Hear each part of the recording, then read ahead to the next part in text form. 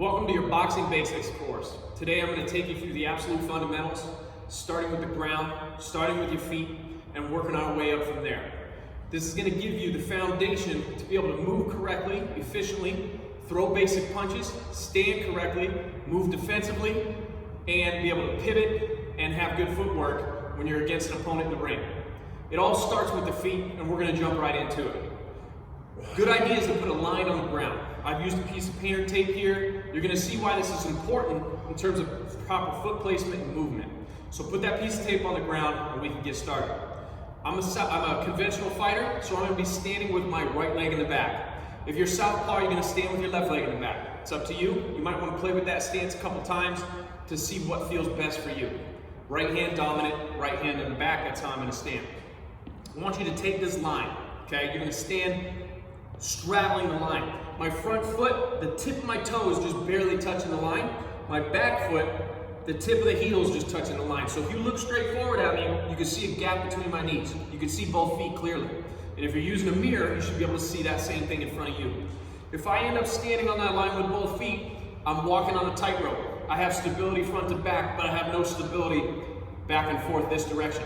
And if I'm straddling the line this much, I'm totally square to my opponent, I'm gonna get knocked the fuck out. So I want to stand sideways, have my elbows in, hands up like this. Make sure when you're moving, you stay in this position when you're going front to back. For example, if I'm going to slide forward, I don't want to allow that back foot to start to creep behind the front foot and get me off balance. When I slide back, I'm going to slide in this position here without, again, allowing my feet to creep off that line. So keep that in mind. This is going to be a great tool for us. Now when I move, I'm going to move the direction and I'm going to use that foot going that direction. Footwork is that simple, baby. We can get more detailed with it in the future, but the basics will carry you a long way. For example, when I move to the right, I'm going to lead with my right foot. I'm going to bring my trail leg back to that position it should be in. When I move left, I'm going to lead with that left leg. When I move back, I lead with the back leg. When I move forward, I lead with the front foot. Look what happens if I try and move the right, leading with the left leg. I cross up. This is no good. You're completely incapable of moving towards your opponent. You're off balance. You're rendered useless. Same thing this direction. I don't go to the left with my right foot first. I don't go forward with my back foot first. I end up standing like a pillar. You're like a narrow tree. You're easy to knock over. Go the direction and lead with the foot that you're going in, the direction you're going in. Now, when it comes to how your feet are in contact with the ground, you want to have the balls of your feet in touch with the floor. The way my trainer used to tell me is it's like you're a cat ready to pounce on your prey. Imagine you're about to jump. You're going to transfer the weight in the balls of your feet. Okay, you're not going to be heels or flat-footed on the outside of your feet, so you always want to keep your feet engaged on the floor like you're about to jump or take off in a sprint. A real good trick I like to do is take my shoes off and peel my toes up off the ground slightly. The tips of the toes are never really in contact with the floor. That way the ball of your foot, the power production area of your foot is what's in contact with the floor. That's where you're stepping. It's like you're stepping lightly and being ready to spring off of that power center of the foot. You don't have power off your heel, and the tips of those toes have zero power as well. The ball of that foot's where the power is at. Stay on the ball of the foot. If I step to the right, I'm going to step into the ball of the foot. I'm not going to step heel to toe like we normally walk. What happens if I step here and I need to go somewhere after that? I have to plant the power part of my foot, the ball, to then spring. Whereas if I'm stepping like that at all times, I can make a shift and I can move and I don't have to adjust my feet. Split seconds count in boxing. They count in a fight. So you've got to be ready to spring in every direction at any point with no hesitation. When it comes to your stance, all right, you're at a 45-degree angle to your opponent. Once again, square is no good. Completely profile is not good for the most part. We want to be at a 45-degree angle. If you're my opponent, my hips are about a 45 to you. Hand placement, take a deep breath, you exhale, you let the arms fall in place. This is a position that you should be able to carry for an hour and not get fatigued. So if you're tense up here in the shoulders, you're going to wear out. Plus you're exposing the ribs. You want to let those arms rest against the rib cage. You want to tuck your chin. You should be looking through your eyebrows at your opponent the whole time. By tucking and crunching and rounding my shoulders, I'm decreasing my target zone and not giving my opponent as much of a target for me to hit. Not only that, but I'm not exposed here. And if I want to generate power, I have to bring my shoulder up and over to generate that power. Where if I crunch it forward and I hang those arms here in front, my power is already harnessed all I need to do is deliver it by turning that back foot, creating that power. Shrink your target zone, tuck your chin. Your hands should be in a position where you're talking on the phone at both times, on both hands. Now when you're moving, your feet should always be in motion, slight steps in the feet. This is called parading the feet. It's like you're walking on hot concrete, you don't want to burn your feet. The reason for this is, it's easier to keep something in motion than it is to start and stop motion. You don't want to be a stiff tree, you don't want to be cemented into the ground. So keep your feet moving at all times. That's going to make it real easy to spring into action. Hand placement, elbows in. That front arm is between you and your opponent. It's the only thing that's physically blocking you from your opponents. You want it in the right position. If I'm here, I'm exposed. If I'm here, I'm exposed. Line that forearm up with your opponent, show them the back of your hand. Elbows tight. The other hand is right here across the sternum. I'm trying to hug my rear pec or my rear boot, all right? So it's a little bit of an asymmetrical stance. Just like that. Just like that. Tuck the chin, okay?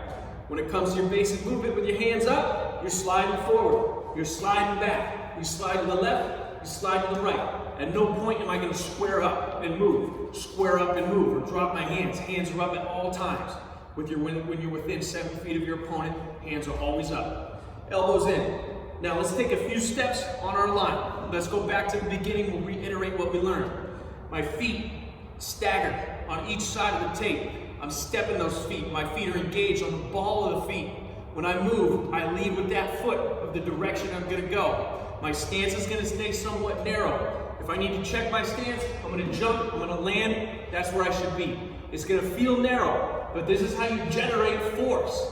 If you're back here, you have pushing power, but you can't generate rotational force the same way as you can with that knee cocked right here. Not to mention, if I'm spread out like this, how hard do you think it's going to be for me to be able to sprint in that direction? Your boxing stance should be a sprint stance. I can take off in any direction right here. Whereas this, if I want to sprint, this is too far behind me, I'm at a mechanical disadvantage with that foot way back here. That toe should be in line with my butt. That's the stance. As soon as that foot's back here, no good, it's too far behind you. As soon as this leg's extended, that's called triple extension, no good. You have no more spring in your step. You need to be like a loaded spring no matter where you're at, so you can move quickly in every direction that you want. Hands are up, elbows are in. We're going to go into your first basic punch, it's your jab. When I throw this jab, I want you to watch this elbow. Notice what the elbow does not do. It does not flare. I'm not flaring.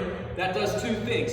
It telegraphs the punch to my opponent, they see it coming, and look what it also does. It exposes me here, and exposes me here. You want to be right like this and throw, that elbow stays down, and at the last second, you rotate everything over. It's very hard for your opponent's eyes to perceive that punch coming when you're not telegraphing and showing movement in the fist or in the elbow. By the time they see what's coming, bam, they've already eaten the punch.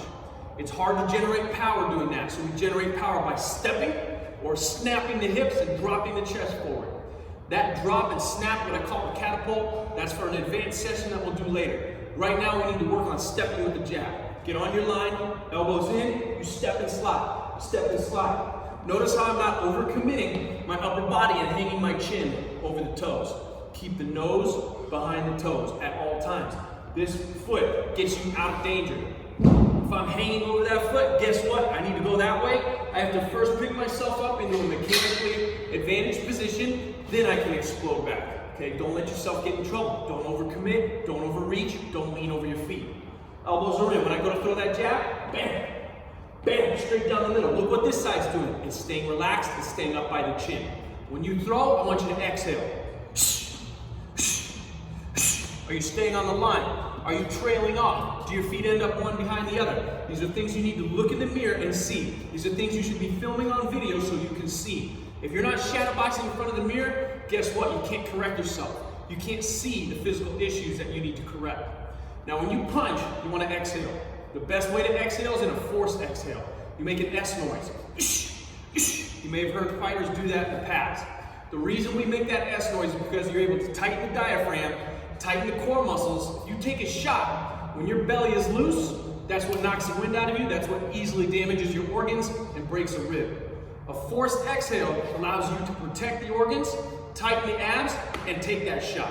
So you make a forced exhale by doing an S noise. It's gonna feel goofy, you're gonna feel awkward, but you're gonna win the fight, you're gonna keep your air in you. If you try and exhale normally, you'll be constantly trying to catch your breath because you're expelling too much air with every punch. I can only throw a few punches when I expel like normal breath.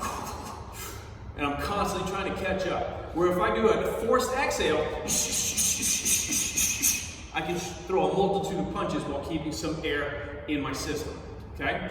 From that jab, elbow in, hands up. One good rule is a rule of thumb. When your hands are up, both thumbs on the jawline. Now when you've got boxing gloves, that's typically how they're gonna be anyway. If you're in a street fight and you don't have gloves, that can be a dangerous habit because if you punch like that, you're gonna break a thumb, which I've done in the past. So it might be a good idea to just have knuckles tucked if you're in a street fight. If you're in boxing, it's a good idea to shadow box and get used to that rule of thumb of having those thumbs out. You can learn to tighten the fist upon the punch. Elbows in. Throw a series of jabs. Then we're gonna slide back. Stay on your line. Slide back with the rear foot, rear foot, rear foot. Still on your line, hands still up, front elbow still protecting you, keeping you separated from your opponent. These are check marks, these are boxes you need to check during your workout, during your shadow boxing to make sure. You're your own coach. You've got to teach yourself the right way. Now we're gonna move on to that cross. Elbows in, hands up. The cross is a very hard punch not to telegraph. When you throw that punch, first thing people do is commit their upper body. This is a classic bar fight position. You throw, you commit, you go here. For one, I'm exposed, I'm opening this hand up, I'm easy to read, I'm easy to hit. It sucks. You want to be here, elbows in, watch what happens. By the time you thought that punch was coming, you're already getting smacked by it. You've got to engage the hips first, turn here. That allows you to open up and present your shoulder and arm in the right position to deliver the punch. It's a chain reaction. The jab is your only non-power punch. It's your most important punch. You're going to use it 3 times more than everything else. It's your offensive weapon. It's your finding one. It's your defensive weapon. But every punch after that involves a twist. And if you're not engaging the hips and turning from the midsection properly, you're going to lose power, you're going to telegraph it, and it's not going to work for you. You're not going to get the knockout. Every punch beyond the jab involves a rotation. The cross in particular, when I go to throw it, it turns from the hip first. Okay? I'm turning here, not here or in the ankle. What I mean is, I'm not going to do this. That's just an extension of what my hip's doing. So when I turn the hip, this is locked in place, the heel's locked in place, and I turn from the hip and I allow the foot to move with it. Again, we're not on the heel. You can't turn for shit when your heel's on the ground. Heels up, you turn in the ball of the foot. That allows that good pivot, that good rotation, while you still have good purchase on the floor with the powerful part of your foot, the ball of your foot. Now when I go to throw that cross, I'm going to engage the hip first. It's a chain reaction. Once the hip turns, I throw the punch straight down the middle.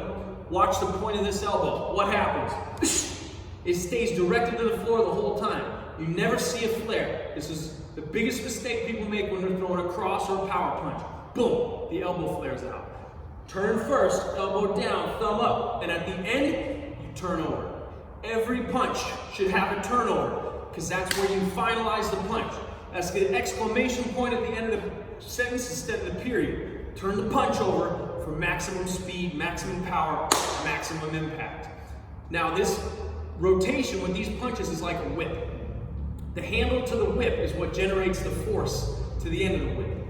The end of the whip has no power unless you generate that whip effect and that snap with the handle. Your legs are the handle, your fist is the tip of the whip. If I try and throw with just my arm, I have 0 power. But if I generate power in the hips, that's what produces power at the end of the fist. So you turn here first, release the punch. Practice a few with me. Real light, real easy. Look in the mirror. Make sure you can see that everything is linear.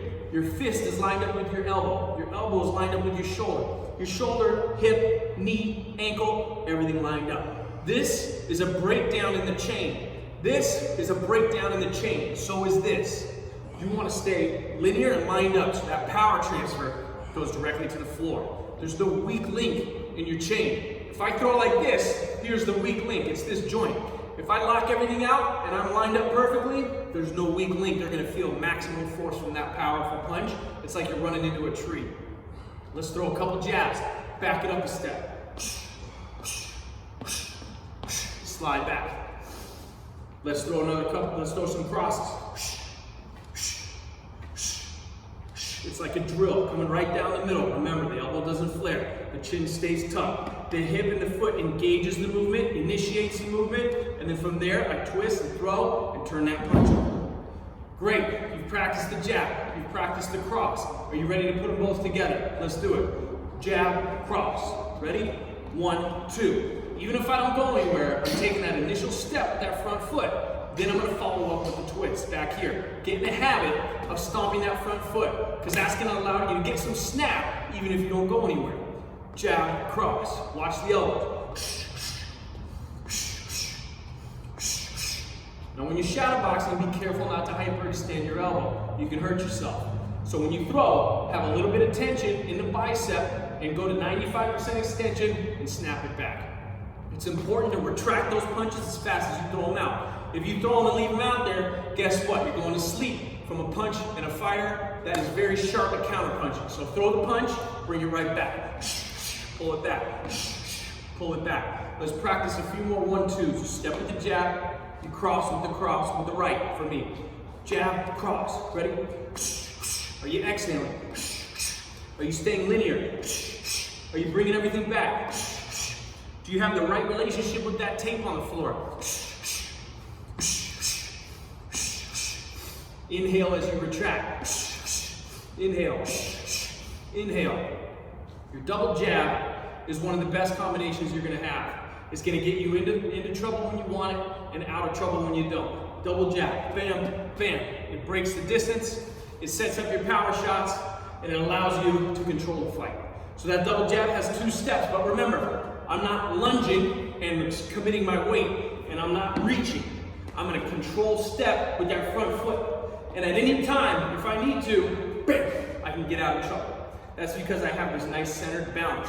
I don't throw here and then have to come back to here to then escape danger. I'm going to throw here and always be able to retract and get out of danger. You should be able to move all directions at any time because your stance is balanced, and that takes years of practice. Start now. Double jab again. Back it up. How do you back up? You lead with the rear foot. Double jab. Good.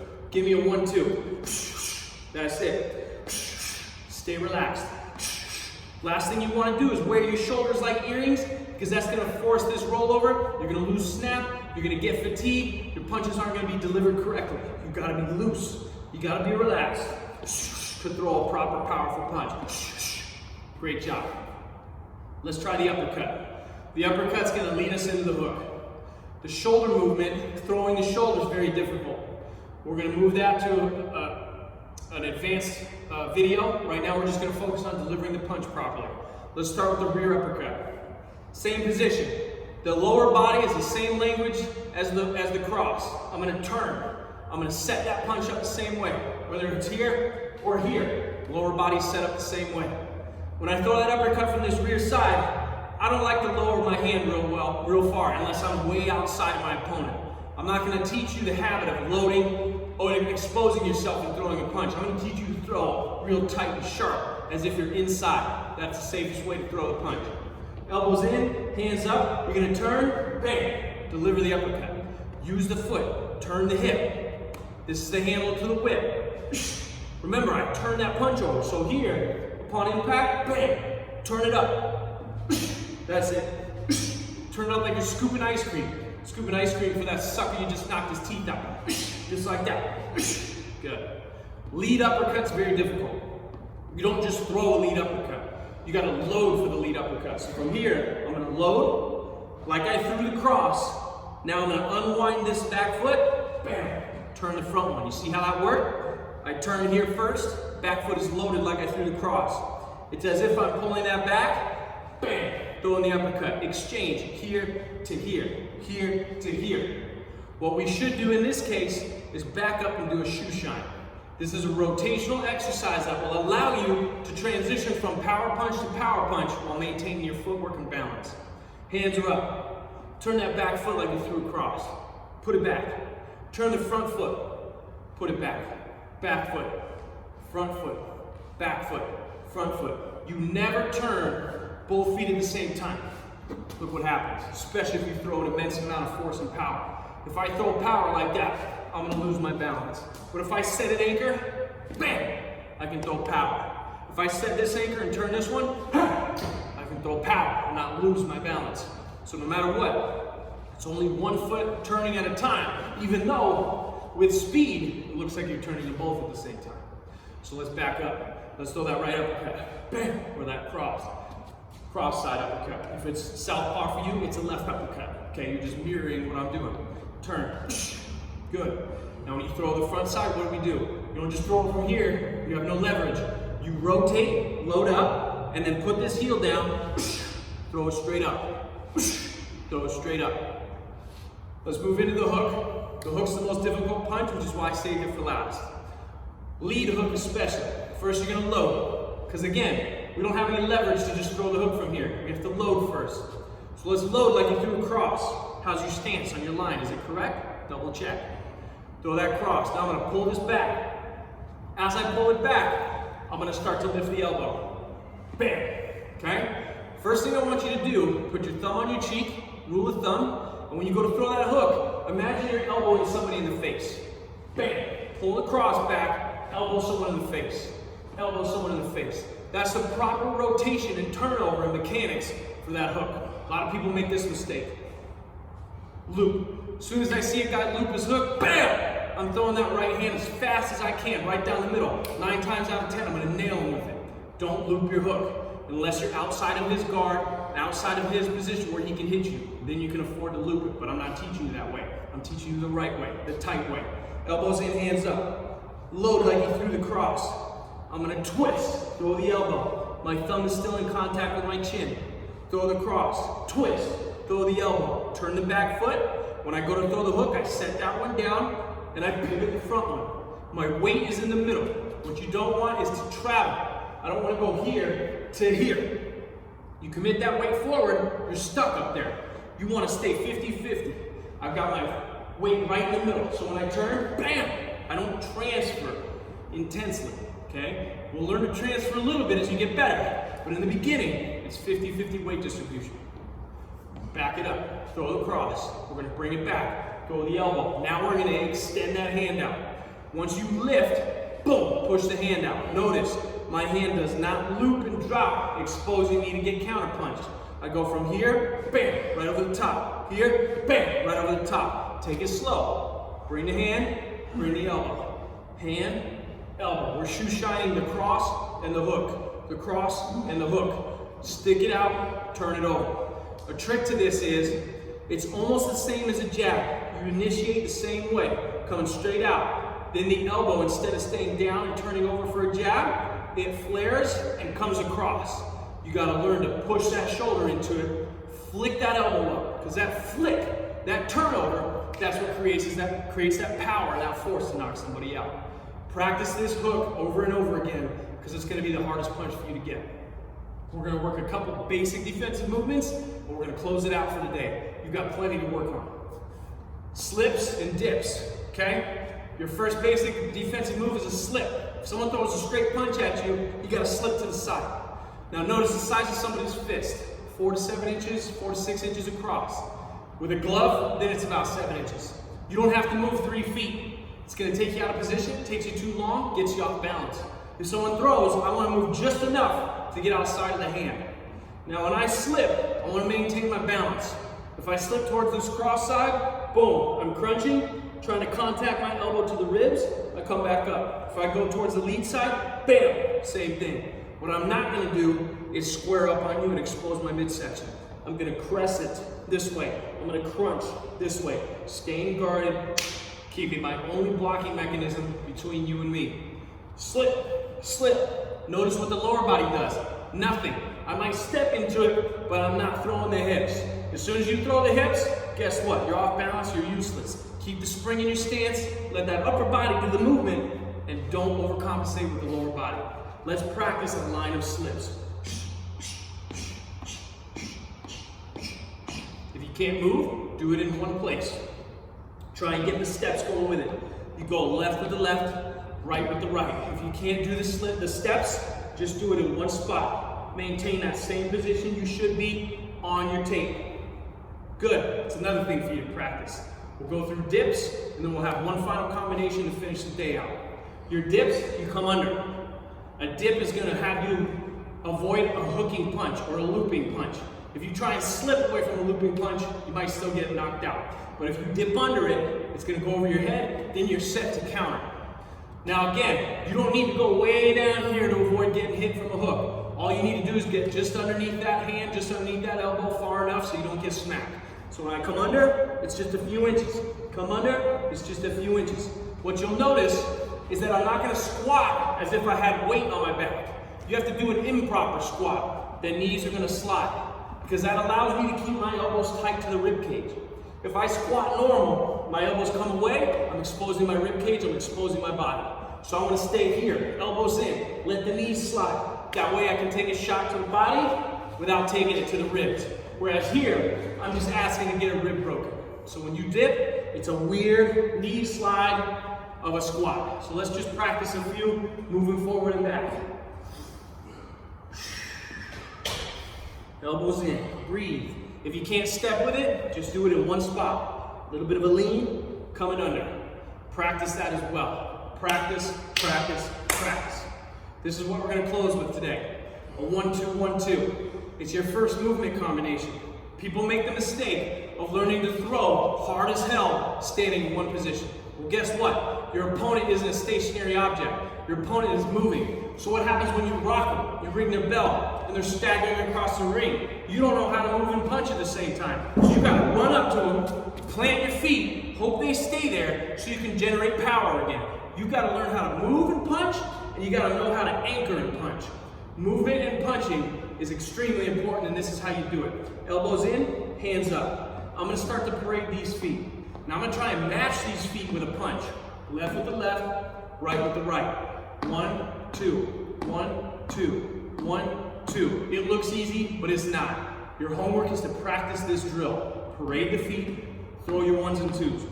No matter how advanced I got, this was how I started my shadow boxing every single day, before every single sparring match, before every single fight.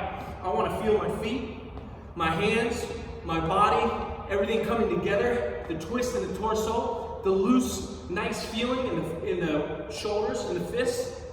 Now once you get the hang of this, that's when you start to move. You migrate, you slide forward, you slide back, you slide to the left, you slide to the right. What's going to happen is you're going to be moving, and then you're going to go like this. You're going to cross the feet up. It's a natural thing to do because when we walk, we cross. When I step with the left, my right hand comes across. When I step with the right, my left hand comes across. We don't walk the way I'm trying to teach you how to box right now. You have to relearn. You have to teach your brain something new. Get on your line. Parade the feet. Same hand, same foot. Your homework for this lesson is to get to the point where you can move forward, backwards, side to side, without losing your rhythm, without getting tripped up. Practice it until you stop tripping up. Practice it so you can transition smoothly. That'll prepare you for the next boxing lesson. I've put you through about 2 months worth of training in this short video. Don't be overwhelmed. You pause it, you rewind it, you practice it. As Bruce Lee said, fear not the man that has practiced 10,000 strikes. Fear the man that has practiced one strike 10,000 times. My trainer used to make me strike the bag 1,000 times, counting out loud with each strike until he thought it was perfect. It was the worst thing at the time, but it became the best thing later on when my strikes were so precise that no matter how tired I was or how out of it I was from getting my bell rung, I could still deliver a knockout blow. That's how you need to practice. This is an art form. It's a science. It takes time. It takes years to master. Start with the basics, practice, and get the basics down so you can do them in your sleep. The fancy shit that comes later, you can learn that. What you can't relearn are the fundamentals. Get the fundamentals down solid. Your foundation is everything. If you have questions, let me know. Contact me, email me. Please subscribe to these videos. We want more of you guys on here following us and helping us out. And look forward to the next video.